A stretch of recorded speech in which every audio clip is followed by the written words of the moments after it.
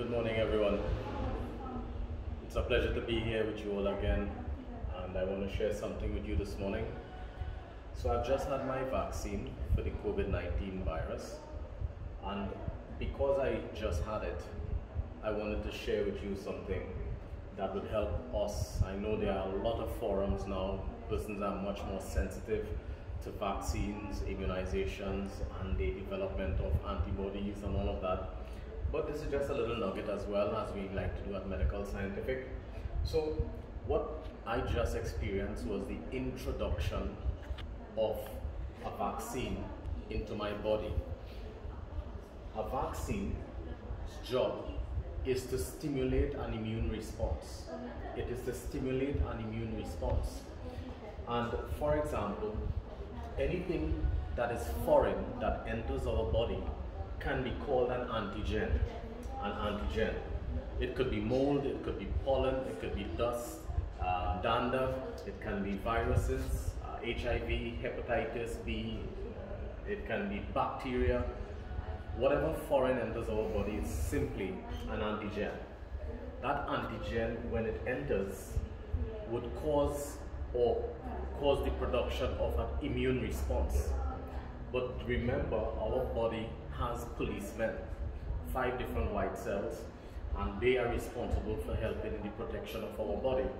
But there's a non-cellular component called the humoral aspect of our body's immune defense system.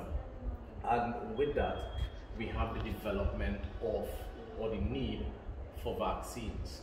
Because what happens with a vaccine, a small portion, this here is the whole, for example, the COVID-19 virus.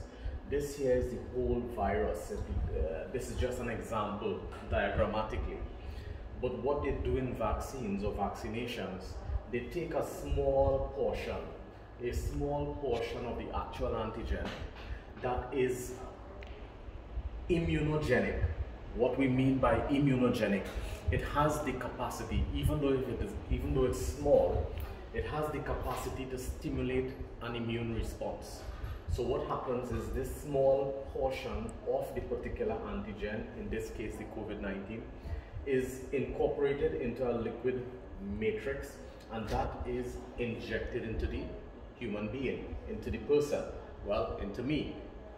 What happens now is this foreign particle that is immunogenic will be recognized by our body. It's going to be recognized by our immune system, and our immune system will launch a response that is called an immune response or an immunologic response. What happens there now is there are 5 different white cells, and there's a cellular component of our immune response, and there's a humoral or a liquid component. The liquid component transports antibodies. But when we talk about antibodies, we've got our 5 different white cells: neutrophils, lymphocytes, monocytes, eosinophils, and basophils. We can comment on that now, in that the most common white cell, the neutrophil, its main job is to phagocytize or to engulf or eat foreign particles. The next important cell here, which is the lymphocyte, these are the antibody producing cells. They produce antibodies, but their production of antibodies is specific to the particular antigen. So if this is COVID antigen, herpes antigen, whatever other antigens, there's a specificity from the word specific, that these different lymphocytes gonna be activated to produce antibodies. But what really are antibodies? They are chemicals that are produced in an attempt to help the human body, or even in animals as well. They are produced, the antibodies are proteins called immunoglobulins, immuno from the word immune system. They are proteins that are produced by the body to help target, to help identify these foreign invaders. So why is there a need to help target and help identify? Think about a flashlight. Think about it at night and someone comes to steal from your yard, and they took something from your yard, but it's all dark. But then the police came. They come and they are looking for this thief, this bandit, and they can't see them, but you now know where the person is. So you take a flashlight and you flash it onto that bandit. You take a flashlight and you identify the criminal, and that means the policemen are now easier able to identify him, to apprehend him, to deal with him, and get him out of the way. That is one of the main jobs of antibodies. But antibodies are specific, and they are specifically produced based on the type of antigen.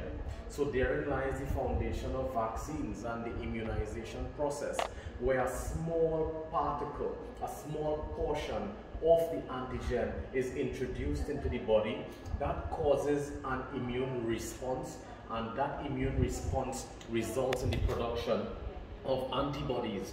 And what happens then is, after an initial period, what happens is, in a simplified way, these antibodies are made readily accessible the next time the antigen is exposed to the body, or sorry, the body is exposed to the antigen.